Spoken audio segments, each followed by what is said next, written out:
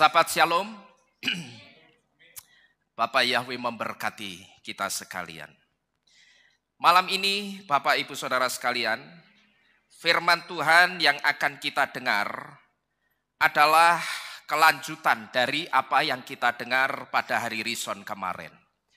Yaitu firman Tuhan yang masih berbicara tentang tevilah atau baptisan. Dan secara khusus firman Tuhan akan berbicara kenapa orang percaya itu harus dibaptis. Apa yang akan kita dengar ini adalah bagian keduanya.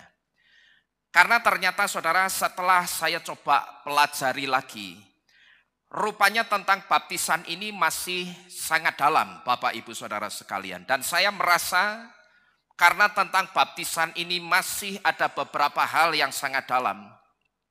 Saya merasa perlu untuk menyampaikannya untuk saudara-saudara sekalian. Dan ternyata juga masih ada yang penting yang harus kita tahu tentang baptisan yang sudah kita terima sekarang ini, saudara-saudara sekalian. Nah, saudara-saudara sekalian, hari Rison kemarin kita sudah bersama-sama diberitahu bahwa baptisan itu tidak hanya sekedar sebagai tanda pertobatan. Tapi baptisan itu juga adalah penempatan atau pemasangan meterai kepemilikan. Baptisan juga adalah tanda bahwa kita adalah keluarganya Bapak Yahweh. Baptisan itu pemurnian. Baptisan adalah bukti bahwa kita hanya beriman kepada Bapa Yahweh dan Yesua. Dan melalui baptisan kita sebetulnya sedang memberikan hidup kita supaya digembalakan oleh Bapa Yahweh atau digembalakan oleh Yesua. Kalau kita mengacu kepada kitab Tehillim atau kitab Mazmur 23, ini artinya ketika kita dibaptis, itu sebetulnya kita sedang memberikan hidup kita untuk digembalakan oleh Yesua atau oleh Bapa Yahweh. Nah, ini beberapa hal tentang baptisan yang sudah kita dengar bersama-sama pada hari Rison kemarin. Dan baptisan yang sekarang ini sudah kita lakukan atau sudah kita terima, ini saya sebut sebagai tindakan fisik yang kita lakukan untuk menunjukkan perubahan sikap dan komitmen total kita kepada Bapa Yahweh. Jadi baptisan yang sekarang ini sudah kita lakukan, saudara. Yang saya percaya di sini tidak ada di antara kita yang belum dibaptis. Saya percaya kita semua pasti sudah dibaptis. Tapi mungkin ada di antara kita yang bertanya, kok wong kita ini semuanya sudah dibaptis, kok firmannya masih ngomongnya tentang baptisan. Yang harus saudara ingat, bahwa apa yang saudara dengar di tempat ini, itu tidak hanya saudara dengar sendiri. Tapi banyak saudara-saudara kita yang ada di luaran sana, yang juga ikut mendengarkan firman yang saudara dengar di tempat ini. Dan saya percaya, saudara-saudara kita yang ada di luaran sana pasti masih banyak yang sampai detik ini belum dibaptis. Atau kalaupun sudah dibaptis, mungkin meterai baptisannya itu masih salah atau masih keliru. Karena baptisan mereka tidak atau belum dilakukan di dalam nama yang benar, yaitu nama Yahweh dan nama Yesua. Jadi Bapak Ibu Saudara sekalian, baptisan yang sekarang ini sudah kita lakukan, yang sudah kita terima, ini saya sebut sebagai tindakan fisik yang kita lakukan untuk menunjukkan perubahan sikap dan komitmen total kita itu kepada Bapa Yahweh, Tuhan dan Juru Selamat kita. Nah, selain 6 hal yang ada di depan ini, saudara, saya juga belajar dari Midrash Yehudi. Selain 6 hal yang saudara lihat di depan ini tentang baptisan, Midrash Yehudi juga memberitahu bahwa orang yang mau bertobat atau ketika ada orang yang mau mengkonversikan imannya, maka orang itu harus mau menempatkan dirinya dalam lingkungan fisik yang berbeda, yaitu di dalam air daripada di udara atau selain lingkungan udara bebas. Apa maksudnya ini? Nanti kita akan ngerti, saudara. Ketika saya coba belajar tentang baptisan dari Midrash Yehudi, rupanya di situ saya mendapatkan satu pengetahuan yang baru yang dikatakan seperti ini, bahwa orang yang mau bertobat atau ketika ada orang yang mau mengkonversikan imannya, yang dimaksud orang yang mau mengkonversikan imannya, atau ini arahnya ke siapa? Yang dimaksud dengan mengkonversikan imannya ini arahnya ke siapa? Konversi iman di sini ini arahnya kepada orang-orang yang belum mengenal dan tidak percaya kepada Bapa Yahweh dan Yesua. Yang satu di antaranya adalah orang-orang dari Bani Kedar. Ketika mereka dilawat oleh Bapa Yahweh secara pribadi, dan di situ mereka kemudian memutuskan untuk menerima Yahweh Yesua sebagai Tuhan dan Juru Selamatnya. Inilah yang dimaksud dengan orang yang mau mengkonversikan imannya, mau mengkonvert imannya, saudara. Nah, maka orang-orang ini, mereka harus mau menempatkan dirinya dalam lingkungan fisik yang berbeda, yang sebelumnya tidak pernah ada di dalam iman percaya mereka sebelumnya, yaitu di dalam air daripada di udara. Nah, yang dimaksud mau menempatkan dirinya di dalam air di sini, ini bukan berarti lantas kita hidup di air, saudara. Sehingga ketika kita hidup di air, kita akan mendapat julukan apa? Manusia air atau manusia ikan. Yang dimaksud bukan seperti itu. Tapi yang dimaksud mau menempatkan dirinya di dalam air di sini, yang dimaksud tidak lain adalah dengan baptisan. Karena apa? Karena ketika dibaptis, orang itu akan dimasukkan ke dalam apa? Ke dalam air. Ketika orang itu dibaptis, orang itu akan dimasukkan ke dalam air.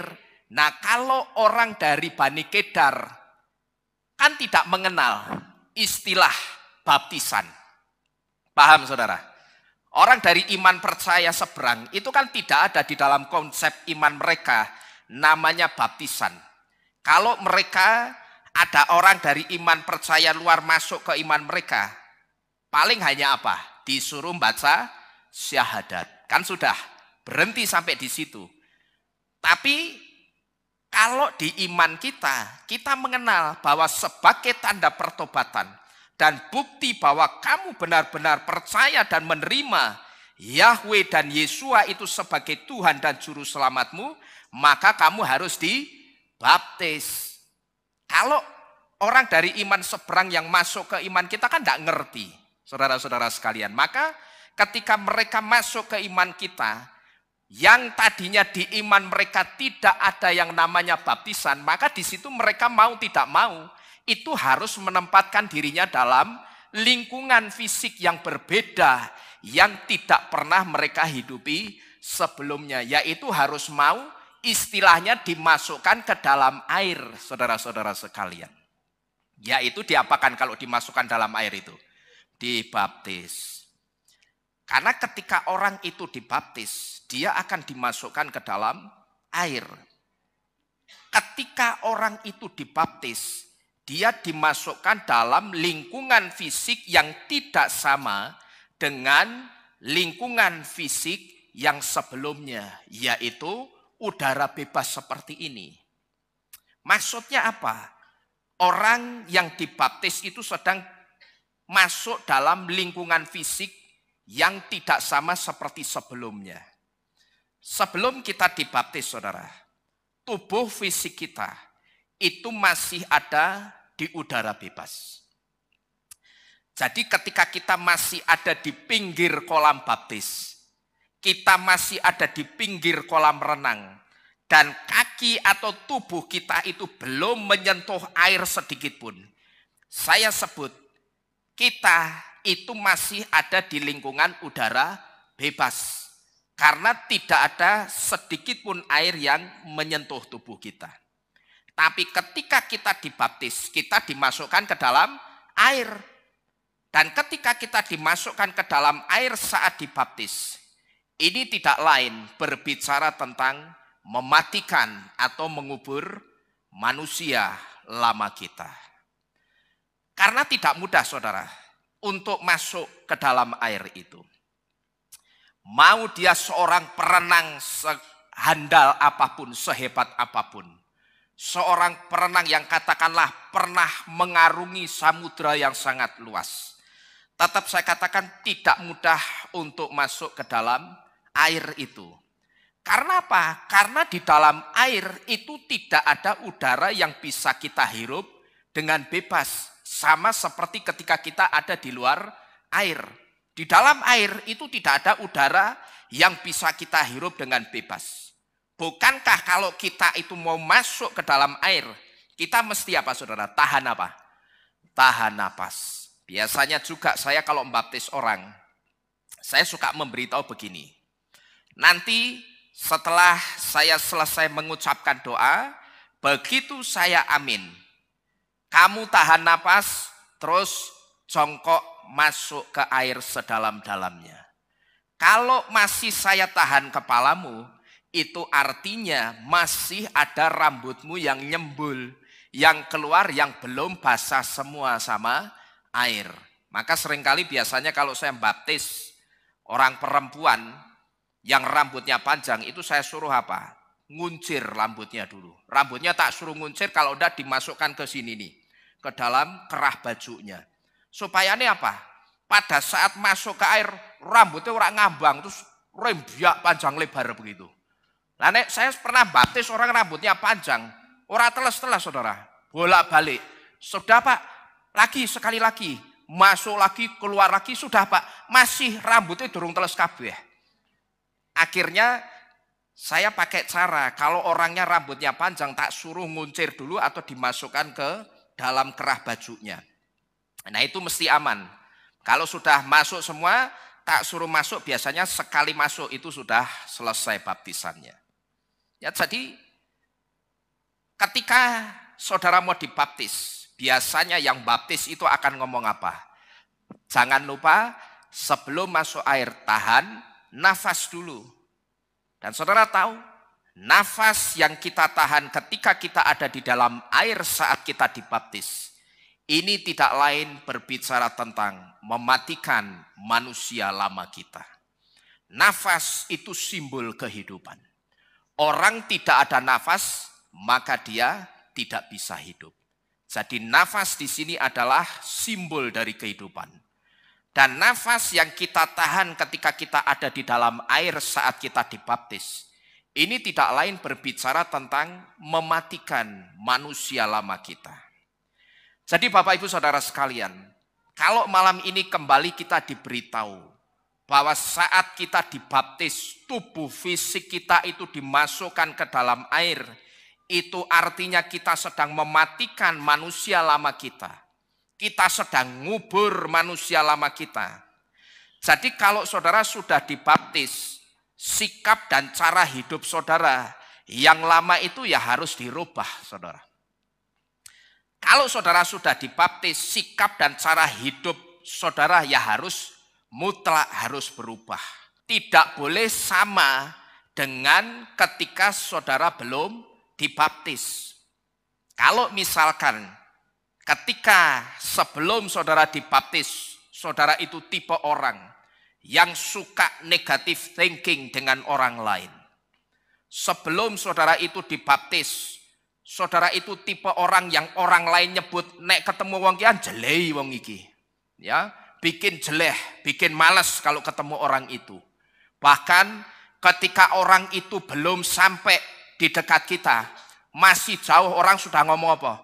Lah kayak penyakitnya teko maneh. Ya toh? Yang saya sebut di mata orang kita jelei. Kalau sebelum kita dibaptis, sikap hidup kita itu jelek, bikin orang tidak nyaman. Setelah dibaptis, ya kita mesti berubah saudara, harus dirubah. Jangan kita jadi orang belum dibaptis, masih sama seperti ketika sudah dibaptis. Ya, jangan kita jadi orang belum dibaptis sama sudah dibaptis, sikapnya masih sama, masih jelek. Kalau dulu saudara itu tipe orang yang marah, gampang marah. Marah dalam hal mutungan, sidik-sidik mutungan. Saudara tipe orang yang suka negatif thinkingan sama orang, yang suka mikir negatif sama orang. Saudara tipe orang yang pendendam. Saudara gampang sekali menyimpan dendam kepada seseorang. Kalau setelah saudara dibaptis, tapi sikap hidup saudara masih seperti itu, ya saya katakan percuma tak berguna. Alias percuma tidak berguna. Percuma saudara dibaptis. Karena kita sudah dikasih tahu, ketika kita dibaptis, manusia lama kita itu sudah diapain tadi? Dimatikan, sudah dikubur. Begitu kita keluar dari air saat kita dibaptis, saat itu yang keluar dari air, jangan saudara berpikir itu masih manusia yang sama seperti dulu. Kitab Romiim pasal 6 ayat yang keempat jelas memberitahu kita bahwa ketika orang itu dibaptis, itu artinya orang itu sedang dikubur dalam kematian bersama Yesua melalui baptisan. Ini artinya manusia sikap-sikap tidak baik kita yang lama, moral kita yang lama yang tidak baik itu sudah dikubur, dimatikan. Begitu tangan yang baptis itu ngangkat saudara, sudah cukup sekarang berdiri. Dan kepala saudara itu mulai muncul kelihatan dari air. Jangan pernah saudara berpikir saudara itu masih sama seperti sebelumnya. Tapi hidup saudara, manusia saudara itu sudah berubah. Walaupun nampaknya itu sekejap, saudara ya, nampaknya sekejap. Masuk ke air tidak ada 5 detik langsung naik lagi. Nampaknya kan cuma sekejap ya, sebentar ya. Tapi di waktu yang sekejap itu sudah merubah total 180 derajat kehidupan saudara. Manusia lama saudara itu sudah dikubur. Ibaratnya kata sudah ada di dalam air. Nah yang keluar begitu kepala saudara itu nyembul ke permukaan. Yang keluar itu manusia yang baru. Jadi Bapak Ibu Saudara sekalian, kalau kita perhatikan baik-baik di sini, proses demi proses yang kita jalani di dalam iman percaya kita, ketika kita itu mau sungguh-sungguh di dalam Tuhan, kalau kita perhatikan proses demi prosesnya itu tidak ada tindakan iman dari iman percaya manapun yang tindakan imannya itu syarat dengan makna yang sangat dalam seperti di dalam iman percaya kita. Yang saya maksud seperti yang saya katakan di depan tadi. Kenapa orang petobat baru yang katakanlah itu datang dari Bani Kedar, begitu dia memutuskan mulai hari ini aku menerima Yesua sebagai Tuhan dan Juru Selamatku. Maka orang itu kalau mau memutuskan menerima Bapak Yahweh, dia harus mau apa ini? Menempatkan dirinya dalam lingkungan fisik yang berbeda. Yang sebelumnya di dalam iman percayanya yang dulu tidak pernah dia temukan. Yaitu dimasukkan kemana? Ke dalam air yang disebut dengan dibaptis. Dia harus mau. Nah, tindakan iman yang seperti ini saudara, ini saya sebut sebagai tindakan iman yang sangat syarat dengan makna yang sangat dalam, yang sampai menyentuh semua aspek kehidupan kita. Dan itu tidak pernah ada di dalam iman percaya manapun. Yang saya katakan tindakan iman ini sampai menyentuh semua aspek kehidupan dan membuat kita menyatakan satu komitmen total terhadap cara hidup yang baru. Itu tidak pernah ditemukan di iman percaya manapun, Bapak Ibu Saudara sekalian. Karena yang mengajar soal baptisan itu hanya Bapak Yahweh. Yang ngajar soal baptisan itu hanya Yesua. Dan hari Rison kemarin kita sudah diberitahu Kenapa sih kita itu sebagai orang percaya mesti dibaptis? Tidak bisa ada orang yang mengatakan dia setelah mendengar pemberitaan tentang nama Yahweh, dia mendengar pemberitaan nama Yesua, dia mendengar pemberitaan tentang 7 hari rayanya yang benar yang harus dirayakan. Orang itu saya perhatikan begitu excited. Dia begitu senang. Dan akhirnya dia memutuskan untuk menerima Yahweh dan Yesua sebagai Tuhan dan Juru Selamatnya. Tapi ternyata begitu orang itu diarahkan, kalau kamu sudah komitmen mau menerima Bapak Yahweh dan Yesua sebagai Tuhan dan Juru Selamatmu, ya kamu harus dibaptis. Tapi ternyata orang itu tidak mau, saudara. Karena apa? Orang itu menganggap, bagi saya, baptisan itu hanya sekali untuk seumur hidup. Dan ada juga yang pernah mengatakan begini, saya tidak mau dibaptis lagi, tapi saya mengakui Yahweh dan Yesua itu benar, adalah Tuhan dan Juru Selamat yang benar. Tapi saya tidak mau dibaptis, karena pendeta saya dulu sudah wanti-wanti.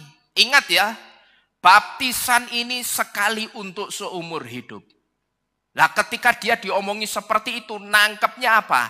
Tidak boleh dibaptis lagi. Padahal yang dimaksud, ingat, baptisan ini sekali untuk seumur hidup. Itu artinya, jangan sampai ya, nanti di tengah jalan kamu belok ke iman percaya yang lain. Yang dimaksud seperti itu.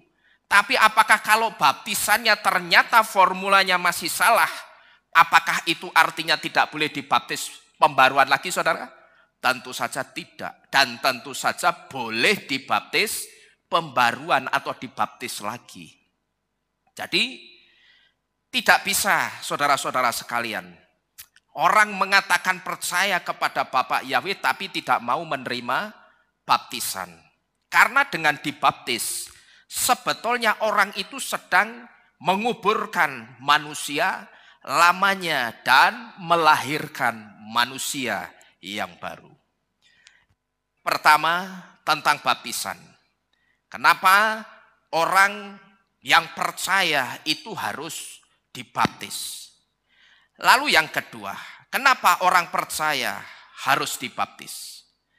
Midrash Yehudi juga memberitahu bahwa segera setelah orang yang bertobat membenamkan tubuhnya dan muncul dari air, atau yang dimaksud dibaptis, segera setelah orang yang bertobat itu dibaptis, dia adalah seorang Yehudi dalam segala hal.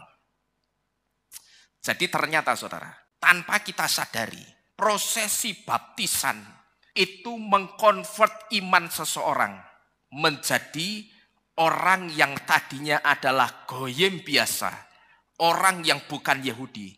Ternyata melalui baptisan itu membuat orang itu menjadi seorang Yahudi sepenuhnya atau dalam segala hal. Nah ini artinya apa? Nah ini artinya ketika orang itu membenamkan tubuhnya atau ketika orang itu dibaptis, maka begitu orang itu muncul dari air, saat itu juga iman orang itu menjadi sama dengan imannya orang Yahudi. Luar biasa bukan? Saya terus terang, saudara, ketika saya menyampaikan tentang baptisan hari Rison kemarin, saya terus terang belum mendapatkan pengertian ini. Saya belum ngerti pengertian seperti ini, bahwa ketika orang itu dibaptis, ternyata pada saat saya persiapan hari Sabtunya, hari Sabtu saya persiapan, itu saya belum pernah ketemu pengertian seperti ini.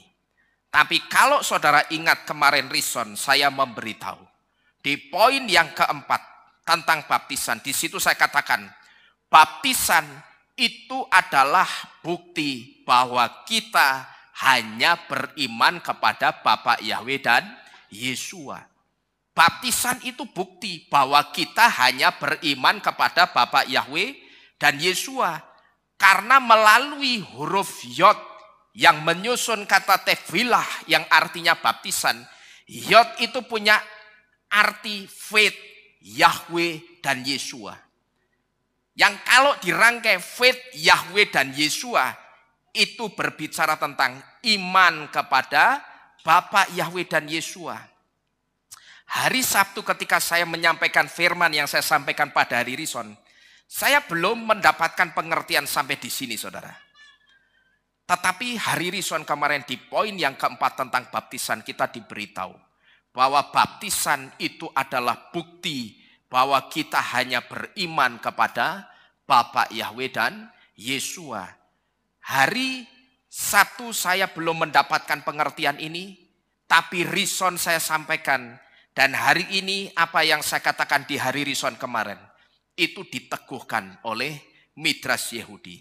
Bahwa ketika orang itu selesai dibaptis, selesai membenamkan tubuhnya, dan kemudian dia muncul dari air seperti ini, dia saat itu juga adalah seorang Yehudi dalam segala hal. Dan ini artinya ketika orang itu membenamkan tubuhnya atau ketika dia dibaptis, maka begitu orang itu muncul dari air, saat itu juga iman orang itu sudah sama dengan imannya orang Yahudi. Nah, maka saudara, kalau orang itu tadi dikatakan apa? Imannya itu sudah sama dengan imannya orang Yahudi, maka Elohim atau Tuhan yang seharusnya disembah oleh semua orang yang sudah dibaptis, baik itu baptisan pertama di dalam kehidupannya atau baptisan pembaruan yang dia terima, maka seharusnya Tuhan atau Elohim yang disembah oleh semua orang yang sudah dibaptis, Tuhannya itu harus sama dengan Tuhannya orang Yahudi yang tidak lain adalah Bapa Yahweh dan Yesua. Karena apa? Karena tefilah atau baptisan itu perintahnya Bapa Yahweh dan Yesua. Bukan perintahnya pribadi Tuhan yang lain. Termasuk bukan perintahnya Yesus Kristus. Bukan. Baptisan itu bukan perintahnya Yesus Kristus. Tapi baptisan itu perintahnya Bapa Yahweh dan Yesua. Orang mengatakan baptisan perintahnya Yesus Kristus karena kitab sucinya nulisnya apa? Yesus Kristus gitu loh. Yesus Kristus ngomong sama murid-muridnya apa? Pergilah jadikanlah semua bangsa muridku dan apa? Baptiskanlah mereka dalam nama Bapa, Putra dan Roh Kudus. Orang mengatakan yang memerintahkan baptisan Yesus Kristus karena kitabnya nulisnya Yesus Kristus. Tapi yang menciptakan dan mengharuskan baptisan itu bukan Yesus Kristus awalnya. Yang mengharuskan baptisan itu adalah Bapa Yahweh dan Yesua. Itu perintahnya Bapa Yahweh dan Yesua. Jadi saudara, kalau saudara itu sudah dibaptis, ya sekali lagi, yang kita dengar ini saya tahu. Kita yang ada di tempat ini semuanya sudah dibaptis. Meterai kita sudah benar. Tapi ingat sekali lagi bahwa yang mendengarkan firman ini tidak hanya saudara dan saya yang ada di tempat ini. Tapi saudara-saudara kita yang ada di luar tempat ini juga mendengarkan kita melalui YouTube. Dan melalui firman ini saya ingin memberitahu.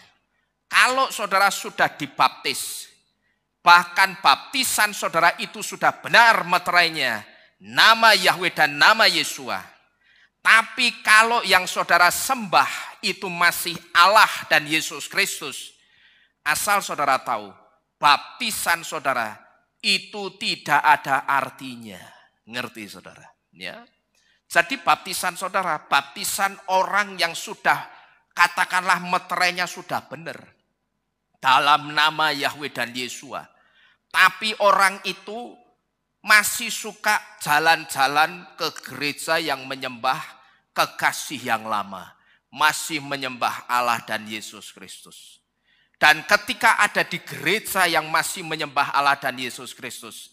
Ketika gereja itu mulai memuji Allah dan Yesus Kristus. Dia ikut-ikutan memuji Allah dan Yesus Kristus. Asal saudara tahu, baptisan saudara sekalipun meterainya sudah benar di dalam nama Yahweh dan Yesua.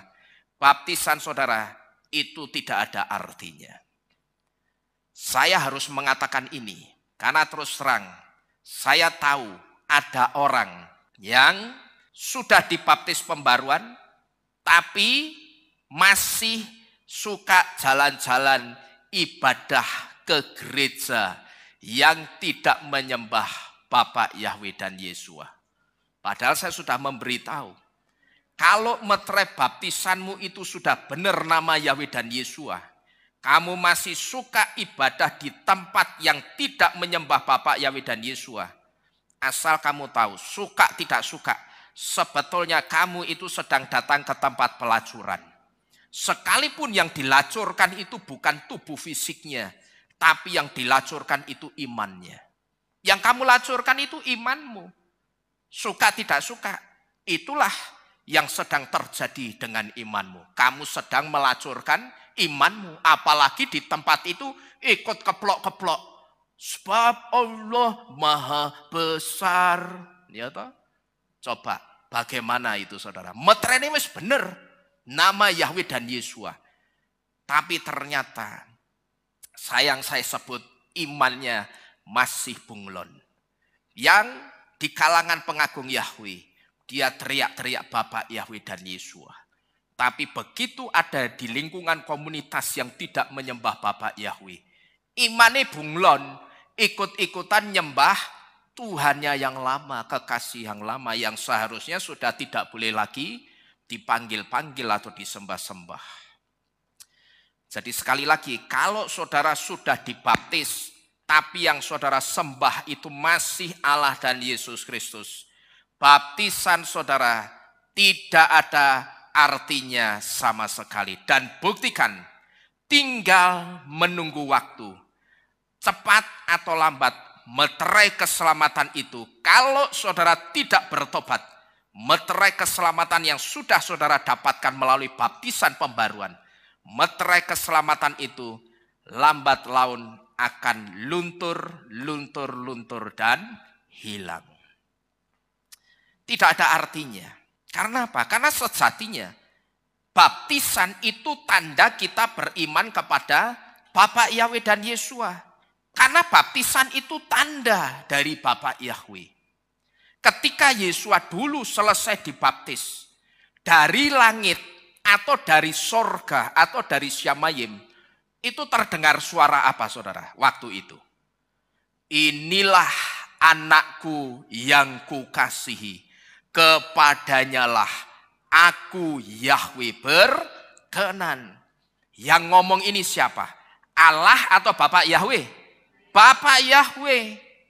Allah itu tidak pernah ngomong inilah anakku yang kukasih sama Yesua. Allah itu tidak pernah ngomong seperti itu. Karena apa? Karena Yesua bukan anaknya Allah. Dan Allah tidak pernah memperanakkan Yesua. Tapi Yesua itu putranya Bapa Yahweh. Di dalam suratan Al-Ikhlas, di situ jelas, Kul Allahu ahad wa Allahu somad walam yalid walam yulad. Perkatakanlah Allah atau Allah itu esa, tidak beranak dan tidak diperanakkan. Maka yang ngomong inilah anakku yang kukasih, kepadanyalah aku berkenan, itu Bapa Yahweh. Cuman kekristenan ngertinya apa? Pada saat Yesus dibaptis, Yesua dibaptis, terdengar suara Allah dari sorga. Inilah anakku yang kukasihi, kepadanyalah aku berkenan. Allah itu tidak pernah ngomong seperti itu sama Yesua. Karena apa? Allah tidak pernah memperanakkan Yesua dan Yesua itu bukan anaknya Allah. Tapi Yesua itu putra Elohim yang hidup atau putra Bapa Yahweh. Nah Bapa Yahweh ngomong ini, ngomong inilah anakku yang kukasih, kepadanyalah aku berkenan. Ngomongnya sama Yesua itu kapan saudara? Setelah apa? Yesua selesai dibaptis. Jadi dari sini kita bisa tahu, baptisan itu tanda dari Bapa Yahweh. Demikian pula dengan saudara dan saya. Asal saudara tahu, memang secara audible saudara tidak bisa mendengarkan suara Bapak Yahweh. Tapi saya percaya sama seperti suara yang diucapkan kepada Yesua. Begitu saudara menerima meterai baptisan nama Yahweh dan nama Yesua, begitu saudara keluar dari air, sebetulnya Bapak Yahweh yang ada di Syamayim itu juga sama-sama berkata kepada saudara, inilah anakku yang kukasihi, kepadanyalah aku berkenan. Amin. Bapak Yahweh itu sebetulnya sedang ngomong begitu, tapi kita tidak bisa mendengar suaranya secara audible. Jadi Bapak Yahweh ngomong kepada Yesua, inilah anakku yang kukasihi, kepadanya aku berkenan. Itu sesaat setelah Yesua selesai dibaptis. Dan dari sini saudara, kita bisa tahu, baptisan itu tanda dari Bapak Yahweh. Maka kalau saudara sudah dibaptis, tapi yang disembah masih Allah dan Yesus Kristus, baptisan saudara sekali lagi tidak ada artinya sama sekali. Hari ini saudara beribadah menyembah Bapak Yahweh, minggu depan pasti tidak ada ibadah saudara datang ke gereja yang menyembah kekasih lama saudara. Baptisan saudara itu tidak ada artinya sama sekali. Dan itu akan kembali tambah 180 derajat lagi, alias balik berapa? 360 derajat. Memuter kok gitu loh. Dibaptis, sajane begitu keluar sudah benar meterainya nama Yahweh. Tapi ternyata masih suka nyembah-nyembah nama berhala yang lama. Yaitu akan balik lagi tambah 180 derajat tambah 180 derajat. Jadi ini piro? 360 derajat balik meneh. Tidak ada artinya saudara itu dibaptis dalam nama Yahweh dan Yesua. Jadi perhatikan ini baik-baik. Jangan main-main dengan meterai keselamatan yang sudah kita terima. Karena meterai keselamatan yang pasti menyelamatkan kita itu hanya meterai nama Yahweh saudara. Ini saya ngomong begini, ini bukan fanatisme saya semata, enggak. Oh Pak Ninoan fanatik sama Bapak Yahweh. Oh iya, saya katakan kalau saya tidak fanatik sama Bapak Yahweh, bagaimana saya akan mengajar saudara untuk punya iman yang teguh sama Bapak Yahweh. Betul saudara? Nek saya sendiri tidak fanatik sama Bapak Yahweh, ora apa-apa wis ketok Yesus ora apa-apa. Ya ketok Allah ya ora apa-apa. Nah, terus saudara jadi apa kalau begitu? Ya toh? Jadi terombang-ambing iman saudara. Iki kan Februari ya, Valentine yo. Kehilat mengadakan Valentine. Bagaimana kira-kira kalau iman saudara seperti itu? Kalau saya di sini tidak peduli, saya ajarkan saudara tidak boleh merayakan Valentine. Saudara tidak boleh ikut merayakan Sintia atau Imlek. Karena itu sudah bukan iman percaya kita. Sekalipun saya ngerti, pasti ada orang-orang yang tidak suka. Cuman saya tidak peduli saudara. Karena di sini saya berdiri di sini, ini saya dituntut ngomong sing bener. Supaya apa? Iman saudara itu juga benar, Bapak Ibu Saudara sekalian. Ya, jadi saudara perhatikan baik-baik. Kalau saudara sudah dibaptis dalam baptisan pembaruan yang benar, tapi yang saudara sembah itu masih nama sesembahan yang lama, baptisan saudara itu tidak ada artinya sama sekali. Jadi Bapak Ibu Saudara sekalian, begitu seseorang itu dibaptis, sebetulnya iman orang tersebut itu sudah sama dengan imannya orang siapa itu tadi? Yehudi.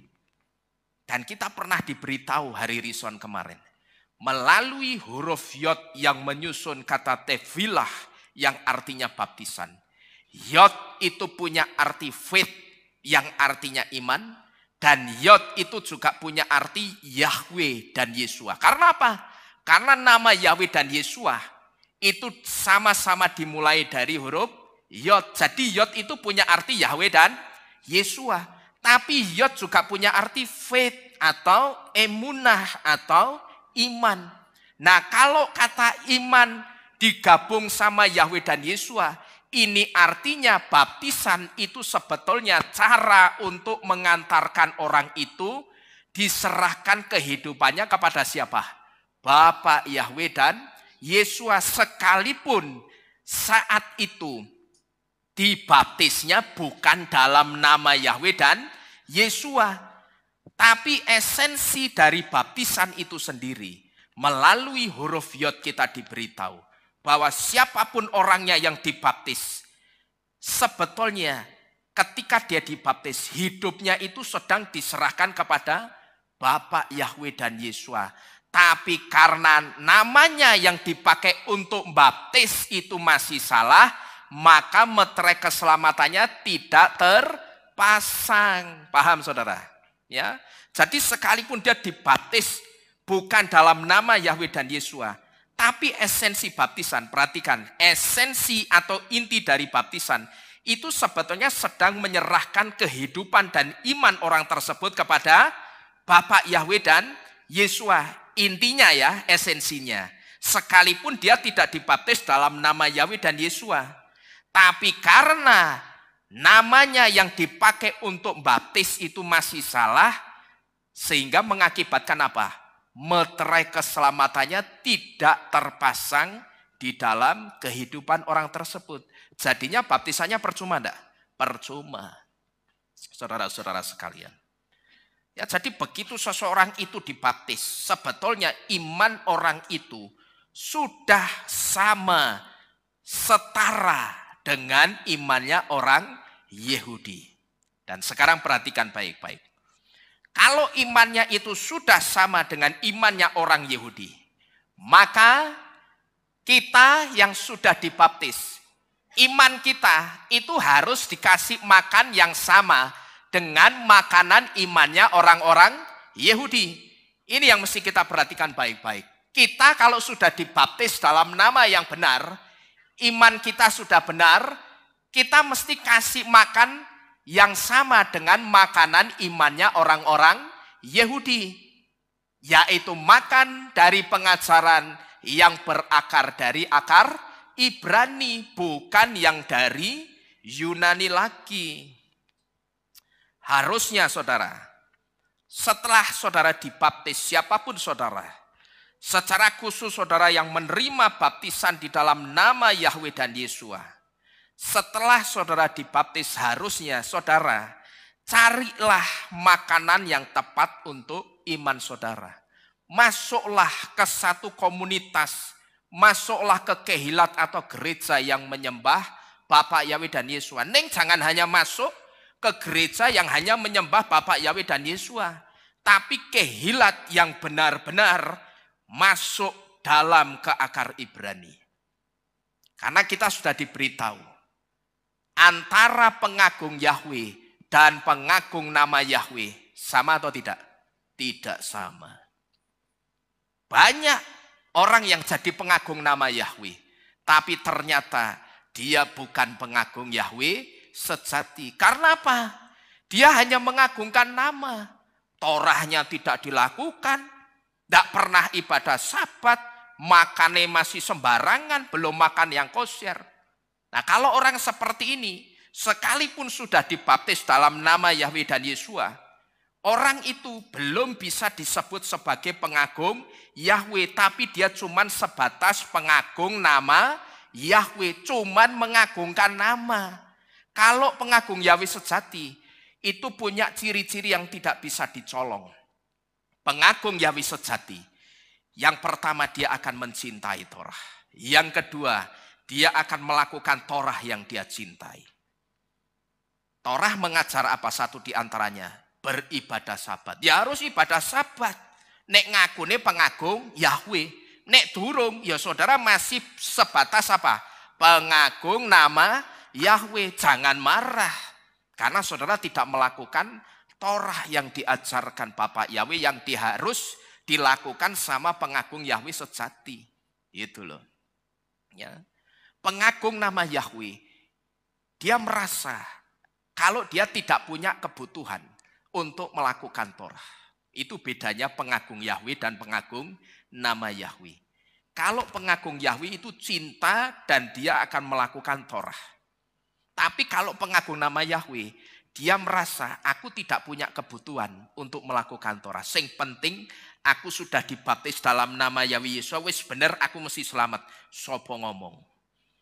Kitab Romiim atau Roma 8 ayat yang pertama. Tidak pernah meneguhkan atau memberi peneguhan untuk statement yang seperti ini. Karena ternyata sekalipun orang itu sudah dibaptis dalam nama Yahweh dan Yesus, ternyata kalau kita mengacu ke kitab Roma 8 ayat pertama, keselamatan itu masih bisa hilang. Karena apa? Orang itu hidupnya lebih nuruti apanya? Dagingnya ketimbang nuruti rohnya. Itu loh saudara. Nah, nek mangani sembarangan berarti nuruti siapanya? Daging apa rohnya? Nuruti dagingnya, bukan nuruti rohnya. Maka sesuai kitab Romiim atau Roma 8 ayat yang pertama. Kalau cara hidupnya orang yang sudah dibaptis dalam nama Yahweh dan Yesus masih seperti ini, keselamatan bisa dipastikan masih bisa hilang dari kehidupan orang tersebut. Ya, harusnya saudara, orang kalau sudah dibaptis pembaruan, setelah dibaptis carilah makanan yang tepat untuk iman saudara. Makanan yang tepat dan yang nutrisinya pasti baik untuk iman kita yang di dalam Bapa Yahweh dan Yesus. Itu cuman makanan yang dari akar Ibrani, tidak ada yang lain.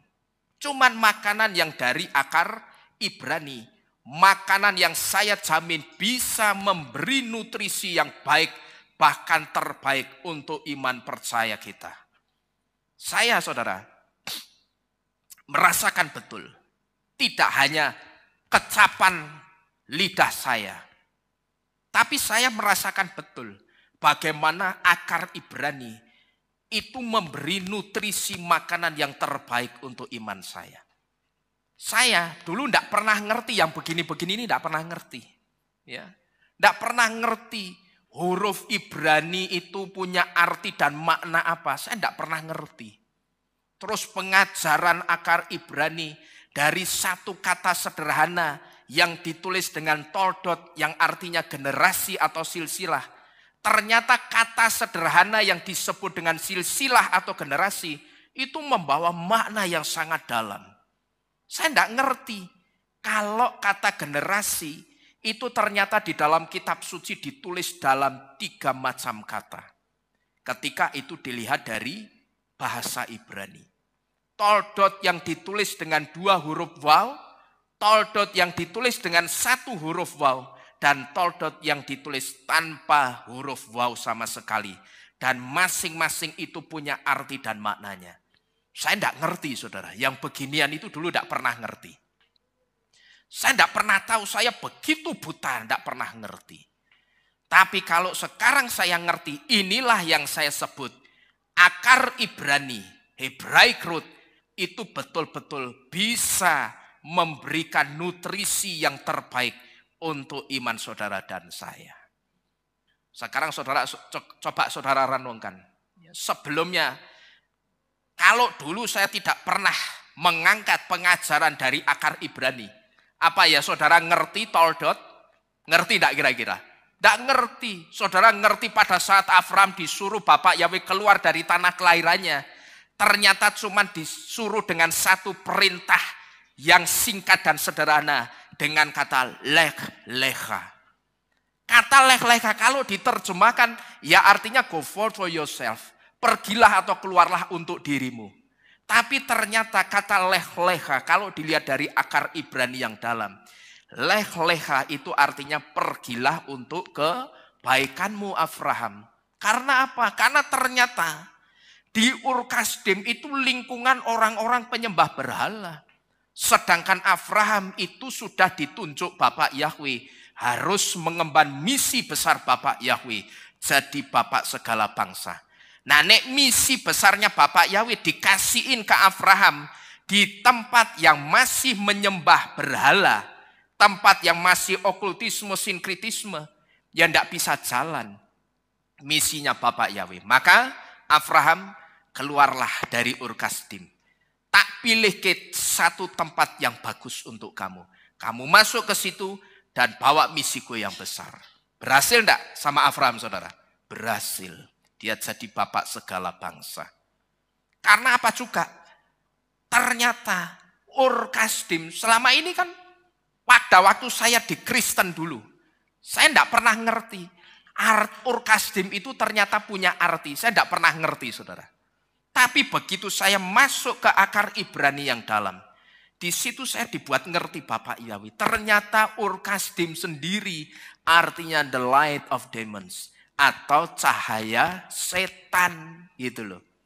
Jadi Ur Kasdim itu selain lingkungan setan, penyembah setan berhala, tapi Ur Kasdim sendiri itu artinya cahaya setan. Maka pantas Bapak Yahweh itu keluarkan Abraham dari Ur Kasdim, disuruh keluar supaya dia bisa mengemban misi mulianya Bapak Yahweh.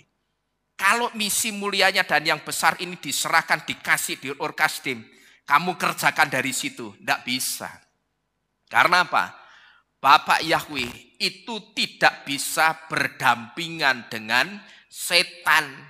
Dan setane dewe ora wani karo Bapak Yahweh gitu loh. Ya. Bapak Yahweh tidak bisa berdampingan dengan setan. Maka misinya Bapak Yahweh untuk Abraham jadi bapak segala bangsa itu tidak dikasih di Ur Kasdim. Dikeluarkan dulu dari Ur Kasdim, baru kerjakan misiku yang besar ini. Jadi saya dari sini saudara, sedang memberitahu saudara, bahwa akar Ibrani itu betul-betul saya rasakan memberi nutrisi yang sangat baik, bahkan terbaik untuk iman saya saudara-saudara sekalian. Dan saya bersyukur saya bisa membagikannya untuk saudara yang ada di tempat ini. Jadi sekali lagi, kalau kita sudah dibaptis di dalam nama Bapa Yahweh dan Yesua, iman kita itu juga harus dikasih makan yang sama dengan makanan imannya orang-orang Yahudi. Karena sekali lagi begitu kita dibaptis dan kita keluar dari air, saat itu kita setara dengan orang-orang Yahudi. Nek setara sama orang-orang Yahudi, saudara bangga tidak kira-kira? Nek saya bangga, wong otaknya orang Yahudi itu encer kabeh, ya toh. Saya kenapa bangga? Lah dasarnya saya otaknya dedel, ya toh.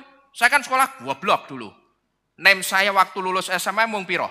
35, bukan ketinggian. Nek ndak 23,24, 24,23. Tak goblok banget iki, ya toh. Nek saya sekarang begitu dibaptis dalam nama Yahweh dan Yesua, lalu di situ ternyata dari pengertian akar Ibrani ini, begitu saya dibaptis itu artinya saya sedang disetarakan dengan orang Yahudi. Pantas enggak kalau saya itu bangga kira-kira saudara? Pantas. Nek Bapak Ibu Saudara bangga juga pantas enggak kira-kira? Pantas ya.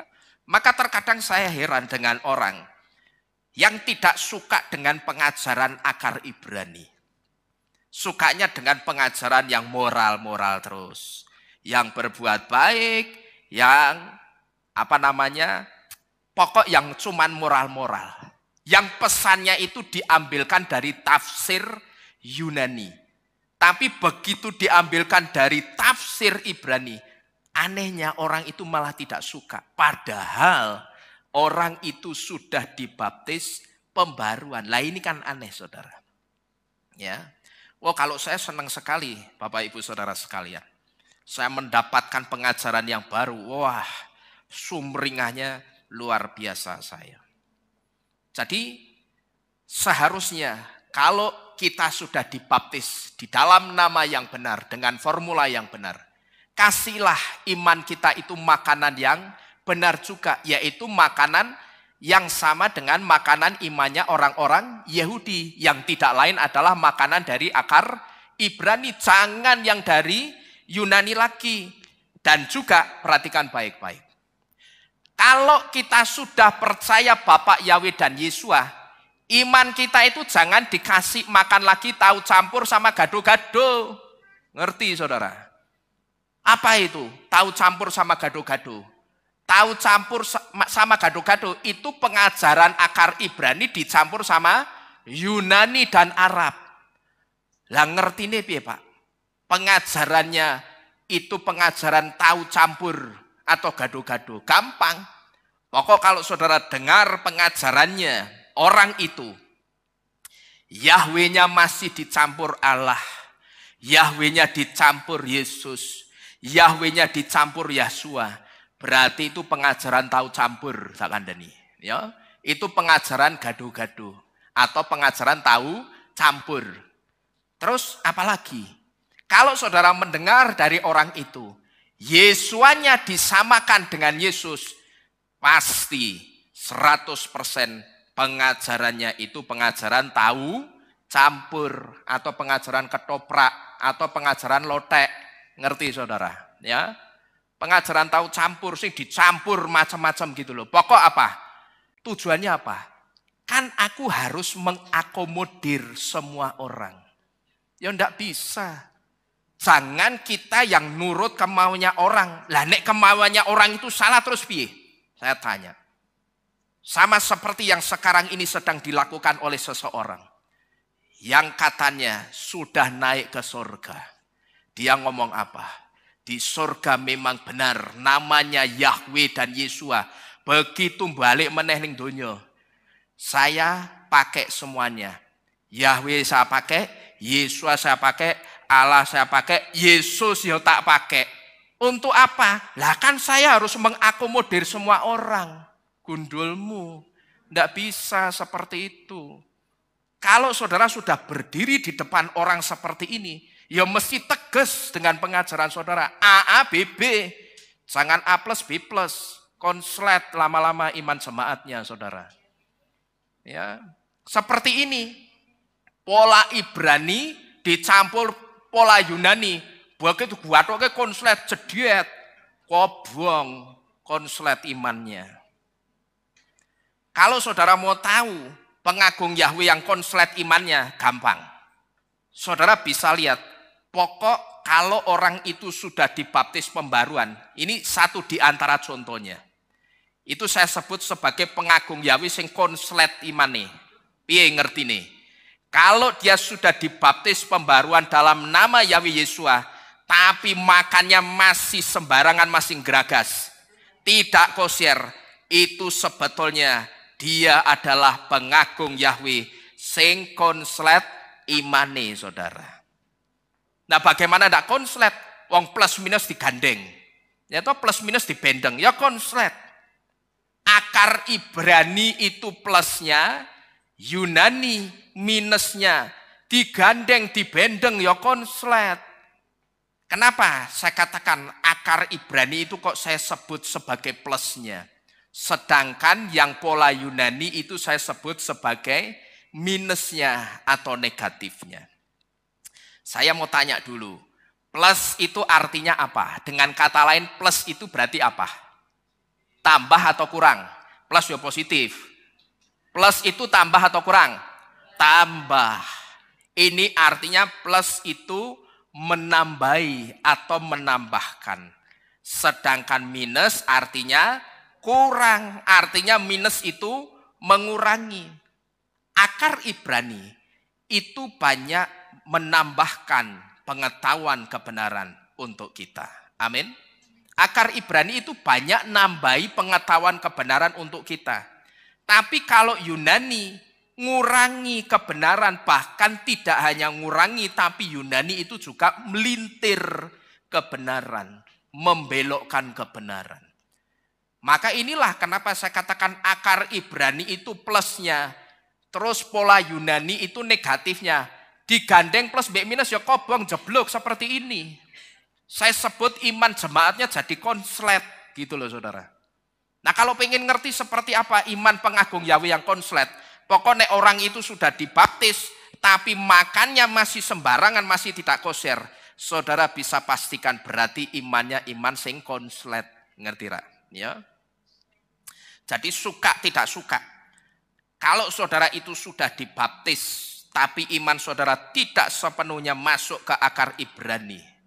Tapi saudara campur-campur sehingga jadi iman tahu campur. Suatu saat saudara mesti siap kalau iman saudara itu akan konslet. Saudara mesti siap. Dan pada saat konslet, di situ saudara akan kesulitan memahami yang namanya kebenaran. Nanti di situ saudara akan jadi apa? Orang yang ada di tengah-tengah kebingungan. Sing bener ki sakjane sing ndi? Lah kan wis dikandani salah dhewe mbok campur aduk dadi tahu campur. Kan begitu. Jadi jangan kalau kita sudah di dalam Bapa Yahweh dan Yesua, juga jangan saudara biasakan mendengarkan firman-firman yang masih pakai kata Allah dan Yesus Kristus. Jangan. Tapi firmannya bangun, tetap tidak boleh. Karena apa? Lama-kelamaan kitab suci memberitahu apa? Iman itu timbulnya dari mana? Mata atau pendengaran, saya tanya. Dari kuping, dari pendengaran. Masalahnya begitu saudara nonton YouTube, saudara itu tidak hanya melihat, tapi juga apa? Mendengarkan. Nah kalau yang saudara dengarkan, itu bukan dari akar iman kita. Semua khotbahnya pendeta itu saudara koleksi. Sedangkan saudara ngerti, sing disampaikan itu bukan kebenarannya Bapak Yahweh dan Yesua. Dan pendeta itu juga menolak Torah. Ya lama-kelamaan saudara mesti siap iman saudara konslet. Itu loh. Dan begitu konslet saudara akan ada di tengah-tengah kebingungan. Yang benar yang mana? Padahal saudara sudah dikasih tahu yang benar itu yang dari akar Ibrani. Saudara boleh buktikan tentang satu hal saja. Saya kasih contoh. Saudara coba tanyakan ke orang Kristen. Tanya dengan satu pertanyaan sederhana.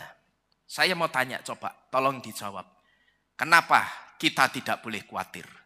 Saya sudah survei. Jawabannya paling banter itu hanya 3. Kita tidak boleh khawatir karena Tuhan melarang, yang pertama. Kita tidak boleh khawatir karena tidak nambah umur kita 1 hasta saja. Yang ketiga, kita tidak boleh khawatir, lah kan gopo khawatir. Wong burung di udara saja tidak menanam tapi dia bisa makan. Jawabannya paling banter 3 ini saudara. Ini kan sajane bukan jawaban. Ning apa? Ngepek. Ya toh, wong kitab suci ini muni ngono. Ya kan janganlah kamu khawatir. Karena dengan kamu khawatir, waktu Yesus ngomong janganlah kamu khawatir, ini jawaban yang pertama. Oh, karena Tuhan melarang. Karena dengan kamu khawatir itu tidak menambahkan usiamu 1 hasta. Jawaban kedua. Ya toh, di kitab kan nulisnya begitu. Yang ketiga, ngopo kamu khawatir? Wong burung di udara ndak nanam aja dia bisa makan. Jawaban ketiga. Wis berhenti sampai di situ. Tapi tidak pernah saya mendapatkan jawaban yang begitu dalam tentang kekhawatiran. Tapi begitu saya masuk ke akar Ibrani, saya dibukakan kenapa Yesua itu sampai melarang kita takut, khawatir. Karena ternyata di dalam ketakutan dan kekhawatiran itu menyimpan satu energi negatif yang besar. Saudara-saudara sekalian. Yang kalau orang hidupi ketakutan dan kekhawatiran itu, sebetulnya dia sedang mengundang energi negatif dari luar yang namanya kutuk masuk dalam kehidupannya. Tapi itu tidak pernah ada saya dengar di dalam kekristenan. Maka inilah yang saya sebut akar Ibrani. Itu betul-betul satu akar pengajaran yang pasti bisa memberikan nutrisi yang terbaik untuk kesehatan iman saudara dan saya. Jadi suka tidak suka, kalau saudara itu sudah dibaptis, tapi iman saudara tidak sepenuhnya masuk ke akar Ibrani, tapi saudara masih suka campur-campur dengan yang lain. Suatu saat tunggu saja bom itu akan meledak. Tinggal tunggu waktunya imanmu akan konslet. Kemudian yang ketiga, kenapa orang percaya harus dibaptis? Karena baptisan adalah awal dari kehidupan yang baru. Dari mana pengertian baptisan adalah awal dari kehidupan yang baru ini? Pengertian ini datang dari kata tebilah yang artinya baptisan. Di mana kata tebilah ini sebetulnya dari akar kata tebal yang artinya immerse atau membenamkan. Kata tebal yang adalah akar kata dari kata tebilah, nilai gematrianya adalah 41. Dari mana angka 41 ini? Tebal itu ditulis dengan 3 huruf Ibrani. huruf tet, bet, dan lamet. Tet itu nilainya 9, bet 2, dan lamet nilainya adalah 30. Ketika dijumlah, 9 tambah 2, 11, tambah 30, ketemunya berapa? 41. Nah, nilai gematria kata tebal ini ternyata sama dengan nilai gematria kata M yang artinya mother atau ibu, yang juga nilai gematrianya kata M itu berapa? Sama-sama 41. Dari mana? Alef nilainya 1 dan mem nilainya adalah 40. 1 ditambah 40 ketemunya 41. Ini sama dengan nilai gematrianya kata tebal yang artinya immerse atau membenamkan, yang adalah akar kata dari kata tebilah yang artinya baptisan. Bukankah ketika orang itu dibaptis, dia sedang dibenamkan? Betul saudara? Maka tebal itu akar kata dari kata tebilah. Perhatikan ini. Tebilah. Cuman ini bunyi vokalnya apa? I. Bil. Tapi kalau di sini bunyi vokalnya A. Tebal. Dan tebal ini nilai gematrianya sama dengan kata M yang artinya ibu, yang juga memiliki nilai gematria 41.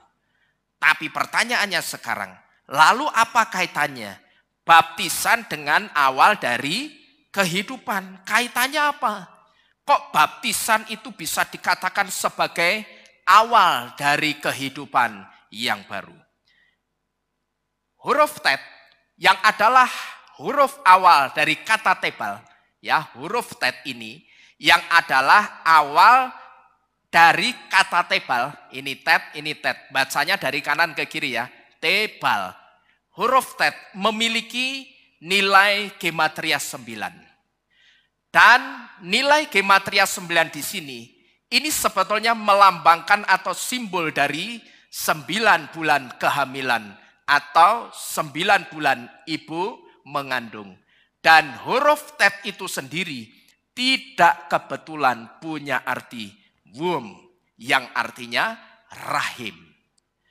Dan huruf mem yang adalah huruf terakhir dari kata M yang artinya ibu ini, huruf mem memiliki arti mayim yang artinya air. Dan air di sini tidak lain adalah berbicara tentang kehidupan. Karena 70% lebih yang ada di dalam tubuh manusia itu diisi dengan air. Jadi yang menyusun manusia itu 70% lebih air, saudara-saudara sekalian. Nah, disinilah kaitannya baptisan itu dengan awal kehidupan yang baru. Seperti janin yang dikelilingi air di dalam rahim ibunya. Ketika orang itu menerima baptisan, dia juga dikelilingi dengan air. Seperti janin yang dikelilingi air di dalam rahim ibunya, baptisan juga mengelilingi seseorang itu dengan air. Betul saudara? Begitu saudara masuk ke dalam air, saudara dikelilingi apa? Udara bebas atau dikelilingi air? Dikelilingi air. Dan inilah yang dimaksud orang kalau sudah mau mengkonversikan imannya, dia mesti siap masuk dalam iklim kehidupan fisik yang baru, yaitu dimasukkan ke dalam air.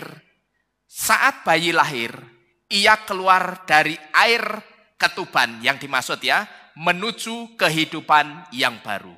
Demikian pula dengan orang yang dibaptis itu. Saat bayi lahir, ia juga keluar dari air menuju kehidupan yang baru. Demikian pula dengan orang yang dibaptis, saudara-saudara sekalian. Maka baptisan itu sebetulnya awal dari kehidupan yang baru. Nah, kalau dikatakan baptisan itu awal dari kehidupan yang baru, berarti sikap hidup kita mesti pakai sikap hidup yang baru apa mesti yang lama, saudara? Ya mesti sing anyar sisan. Wong metu gres tapi casingnya masih pakai yang lama. Ya percuma, saudara-saudara sekalian. Ketika orang yang dibaptis itu keluar dari air, sebetulnya saat itu orang tersebut sedang menuju kepada kehidupan yang baru. Bapak Ibu Saudara sekalian, ada satu hal yang sangat penting yang perlu saudara ketahui. Ketika saudara memutuskan untuk menerima baptisan, baik itu baptisan pertama kali yang saudara terima, maupun baptisan pembaruan, di situ sebetulnya ketika saudara itu memutuskan untuk dibaptis, asal saudara tahu, saudara itu sebetulnya sudah menetapkan pilihan yang terbaik di dalam kehidupan saudara. Perhatikan ini baik-baik. Ketika saudara memutuskan untuk dibaptis, mau itu baptisan pertama kali atau baptisan pembaruan, di situ sebetulnya ketika saudara putuskan, hari ini aku menerima baptisan. Hari ini aku akan memberikan hidupku untuk dibaptis. Di situ saudara, sebetulnya ketika saudara putuskan hari ini aku akan memberikan hidupku untuk dibaptis. Asal saudara tahu, saudara itu sedang menetapkan pilihan yang terbaik di dalam kehidupan saudara. Saya katakan tadi pilihan yang baik atau pilihan yang terbaik. Terbaik. Kalau terbaik itu di atasnya baik. Dan saya katakan pasti begitu saudara ambil keputusan untuk dibaptis, sebetulnya saat itu sekali lagi saya ulangi, saudara sedang mengambil atau menetapkan satu pilihan hidup yang terbaik di dalam kehidupan saudara. Dengan kata lain, pilihan terbaik yang pernah diambil seseorang di dalam kehidupannya, sebetulnya itu bukan pada saat orang itu memutuskan untuk menikah. Ada orang yang ketika ditanya, kapan kamu merasa pernah mengambil keputusan yang terbaik di dalam kehidupanmu? Banyak orang yang mengatakan, aku merasa pernah mengambil satu keputusan yang paling baik atau terbaik di dalam kehidupanku. Itu adalah pada saat aku memutuskan untuk menikah. Tetapi hari ini saya ingin memberitahu, sebetulnya pilihan terbaik yang pernah diambil seseorang di dalam kehidupannya, sebetulnya bukan pada saat orang itu memutuskan untuk menikah, bukan pada saat orang itu memutuskan mau hidup berumah tangga dengan siapa, tapi ketika dia memutuskan untuk dibaptis, itulah pilihan yang terbaik sesungguhnya. Kenapa saya berani mengatakan seperti ini? Karena itu artinya saudara, orang yang memutuskan hari ini aku akan memberikan hidupku untuk menerima baptisan. Saudara tahu, itu artinya orang tersebut sudah siap masuk dalam kehidupan yang baru yang dipimpin oleh Bapak Yahweh langsung. Enak enggak kira-kira? Kalau hidup kita itu dipimpin, sing mimpin hidup kita Bapak Yahweh langsung. Nahkodanya itu Bapak Yahweh langsung. Enak enggak kira-kira saudara? Wah, nek saya enak banget. Karena setiap apa yang akan saya lakukan, itu sudah di planning. Yang planning bukan pikiran manusia saya, bukan akal budi saya, tapi Bapak Yahweh sendiri. Hari ini Nino, kamu lakukan ini, kamu lakukan itu, kamu lakukan ini. Nek Bapak Yahweh yang sudah menetapkan rancangan-rancangan yang harus saya lakukan pada hari ini, baik enggak kira-kira hidup saya itu saudara? Sangat baik. Ya. Maka inilah kenapa saya katakan keputusan yang terbaik yang diambil seseorang itu sebetulnya bukan pada saat dia memutuskan untuk menikah, memutuskan untuk mau hidup berumah tangga dengan siapa. Tapi sebetulnya pada saat dia putuskan hari ini aku mau dibaptis.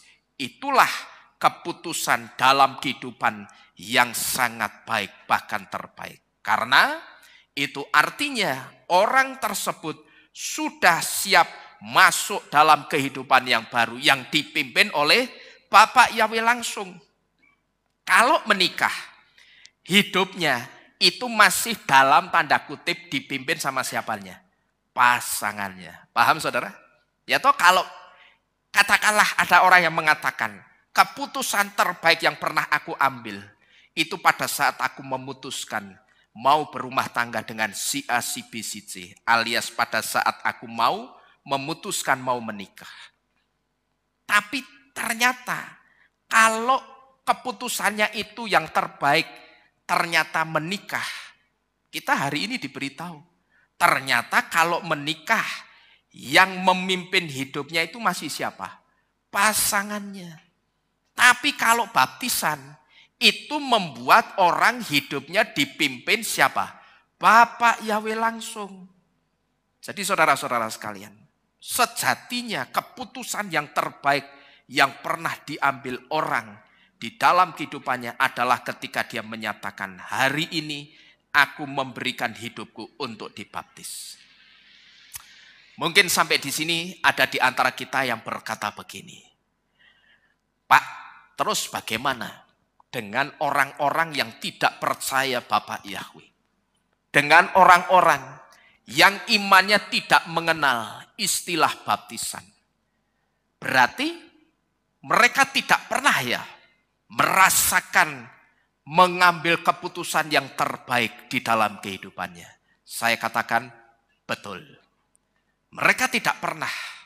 Sekalipun bagi mereka, ketika ditanya, apa keputusan terbaik dan terpenting yang pernah kamu ambil di dalam kehidupanmu?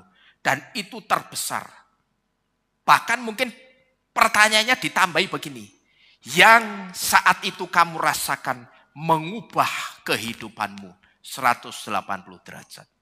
Ketika orang jawabnya, pada saat aku menikah, pada saat aku memutuskan untuk hidup berumah tangga dengan si A, si B, si C. Tapi ternyata kalau kehidupan pernikahan yang mimpin dalam tanda kutip itu masih pasangannya. Bedanya dengan baptisan, kalau baptisan begitu kita dibaptis, kehidupan saudara dan saya itu yang mimpin Bapak Yahweh langsung. Tinggal sekarang kata-kata ini, kata-kata yang saya ucapkan ketika kita dibaptis, saat itu juga hidup kita langsung dipimpin oleh Bapak Yahweh. Tinggal sekarang bagaimana saudara menangkap kata-kata ini. Itu kan cuma kata-kata klise.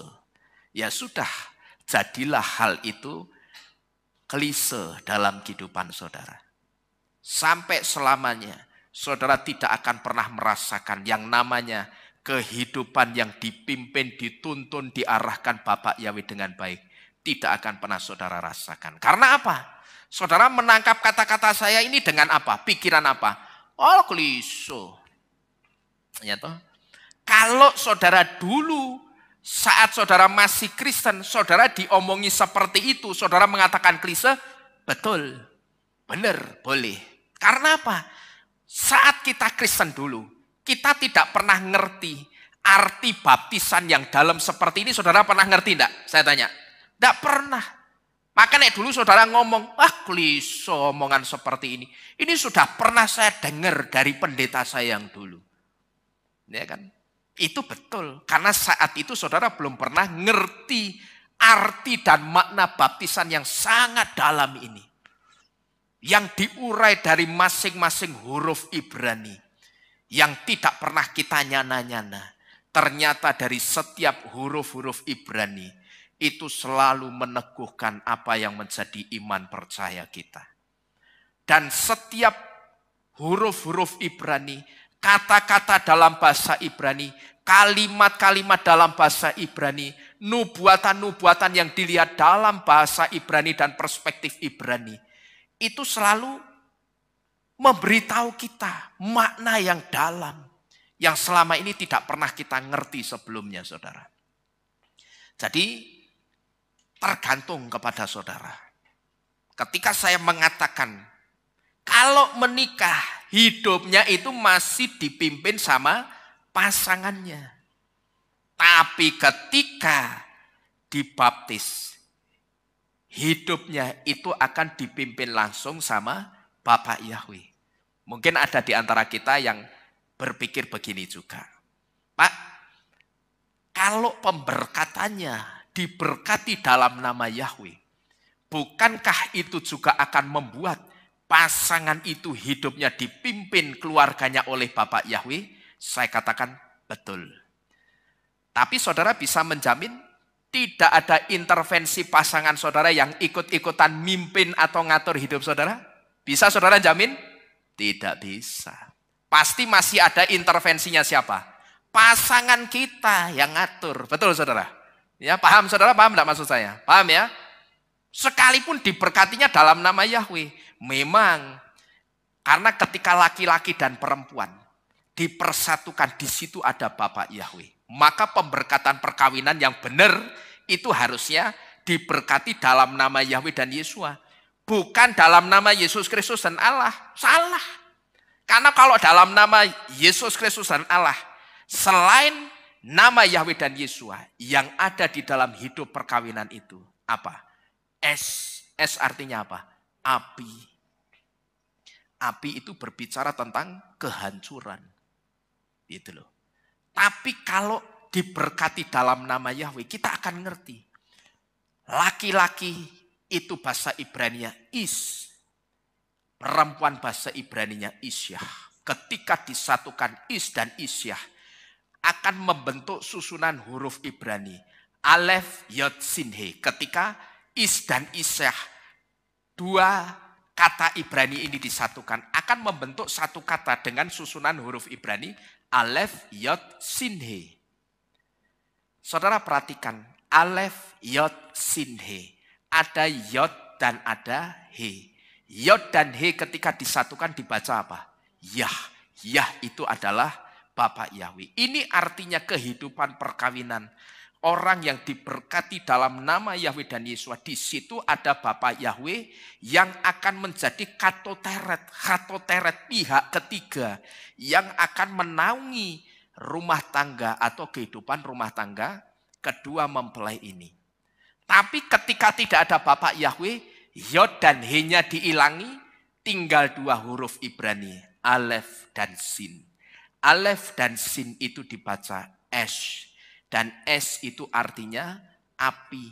Api di sini berbicara tentang api yang akan menghanguskan kehidupan perkawinan orang itu. Jadi kalau saudara perkawinannya dulu belum diberkati dalam nama Yahweh dan Yesua, seharusnya saudara juga diadakan pembaruan pemberkatan perkawinan. Jangan saudara berpikir, saya sudah dibaptis pembaruan berdua. Saya dan istri saya dan suami saya bahkan dengan anak-anak saya itu sudah dibaptis pembaruan. Maka secara otomatis hidup perkawinan saya juga ikut terbarui. Belum saudara. Karena itu juga prosesinya sendiri. Sama seperti baptisan. Kalau perkawinan itu tidak melibatkan unsur air. Tapi kalau baptisan melibatkan unsur air. Jadi prosesinya sendiri-sendiri. Nah kalau begitu harus diperbarui juga pemberkatan perkawinannya. Jadi yang diperbarui itu tidak hanya baptisan tapi juga pemberkatan perkawinan, saudara-saudara sekalian. Jadi sekali lagi Bapak Ibu Saudara sekalian, saudara yang meterai baptisannya sudah benar. Di dalam Bapak Yahweh dan Yesua, bersyukurlah karena meterai kita sekarang sudah benar. Dan meterai yang benar itu suatu hari kelak pasti membawa kita kepada keselamatan. Bersyukurlah meterai saudara sudah benar. Tapi sekarang saudara tidak boleh hanya berhenti bersyukur. Ayem aku, baptisanku wis bener. Tapi begitu metu kehilat, enak ke. Apa jenenge? Mampir piting kono yo enak ke. Ya piting lemburi, enak iki. Ya percuma. Begitu saudara sekarang sudah merasa bersyukur. Pulang kehilat ya bablas balik. Ra usah tinggal-tinguk. Sego goreng babat, Bu. Ya, suwike, Bu. Nggak usah, bablas gitu loh. Kalau mau makan ya makanlah di tempat yang menjual makanan yang kosher. Jadi jangan cuman bersyukur, ayam aku, meteraiku sudah benar, ya. Tapi begitu saudara sudah ayam, meterainya sudah benar, jagalah meterai itu supaya tetap terpasang di dahi kita sampai selama-lamanya. Amin. Jadi sekali lagi bersyukurlah karena meterai saudara sudah benar. Karena meterai yang benar yaitu meterai nama Yahweh dan Yeshua pasti membawa saudara dan saya kepada keselamatan kita yang kekal. Amin. Bapak Yahweh memberkati kita sekalian. Bersama-sama kita tunduk di dalam doa. Kita akan mengucap syukur kepada Bapak Yahweh dengan sangat karena Tuhan sudah memberikan satu pengajaran yang membuat kita ngerti banyak hal.